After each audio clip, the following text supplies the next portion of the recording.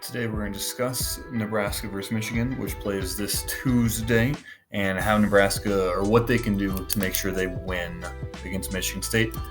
And frankly, it's almost a must-win game if Nebraska wants to get into the tournament, which they still have a chance to do. It's a long chance, a long shot, but that'd be freaking awesome. The first thing we're going to look at is on bad possessions. Nebraska, if you have a turnover in space, Michigan State will always look to capitalize in transition every single opportunity. You get a turnover where they get any kind of uphill or downhill look at the ball where they can get to the rim or get to the perimeter, they are going to attack it every single time. So here, maybe a foul call, whatever, outlet the ball quick, layup. Here's another example, missed shot, quick outlet, looking to get the ball up the court. Tom Izzo's teams have always been known for pushing the ball in transition when given the opportunity, and it's no different from this year. The second area that surprised me with Nebraska's defense, I couldn't believe how many long twos the Michigan State shot. In the first half, it looked like they were shooting them at a crazy clip, but these semi-contested long twos, they shot them every opportunity they got. I can just let it run because the very next possession is the exact same thing. So that one's more open, but it's still a long two. And Michigan State appears to have the green light and encouraged to shoot these. So Nebraska's just going to have to make sure you contest them and then live with them if they make them. In fact, probably encourage them because you'd rather have them shoot the long contested. Look at that, off balance too. You'd rather have them shoot that than an open three-pointer. So you got to be able to live with that and hope they shoot them at below a 40% clip. The next one, and I don't anticipate this happening a huge amount because I haven't seen Nebraska actually ice ball screens in a while, but it's interesting to note. So this is called icing when essentially Nebraska is saying we want the defender not to use this ball screen, but we want to force them back to the left-hand sideline. And we're going to essentially adjust our defense, assuming the ball is coming over here. See where everyone's over here. The only one on this half of the court is this defender up here. This is on Griesel, frankly. If you cannot force the ball to the direction that you're trying to force it, you're just going to get beat. That's the reality. So they get around the corner. Griesel does not force him to the left. It's a wide open pass because the defender's anticipating the ball over here, so he's not even remotely guarding this individual. And this is a solid three-point shooter, and you just can't allow those to go down. You can't allow that to happen on the point of contact. You can't allow that shot to happen.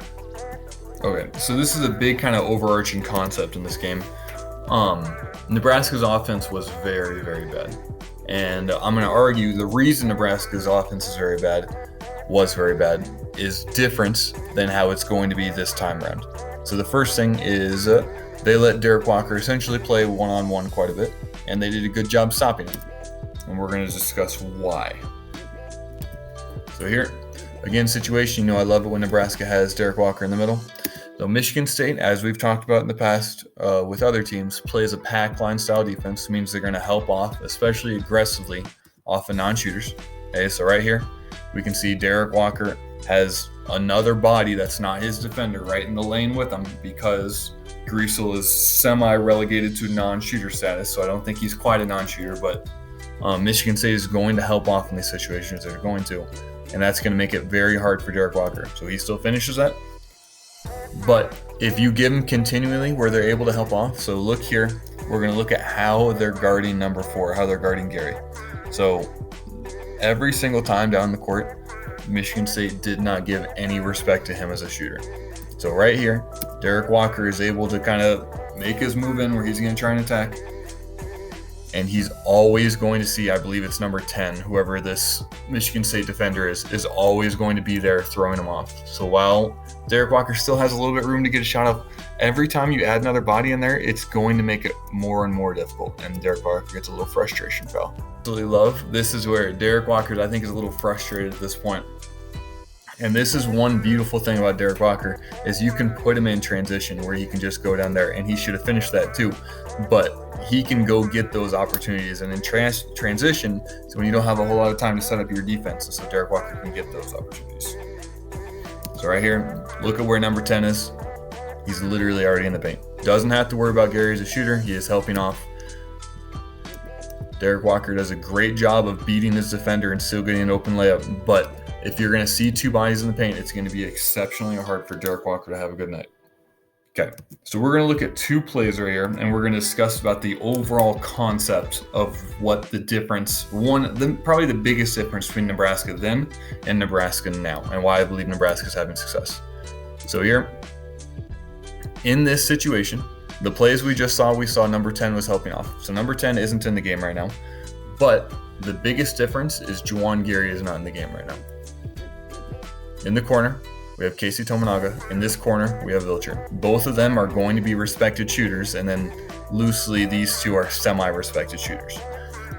But on this play, look at how much more room Derek Walker has to work with. Number 2 can't help off the corner. Derek Walker has one person in the paint with him. In fact, the only other person in the paint with him is Greasel. That is a winning, successful formula.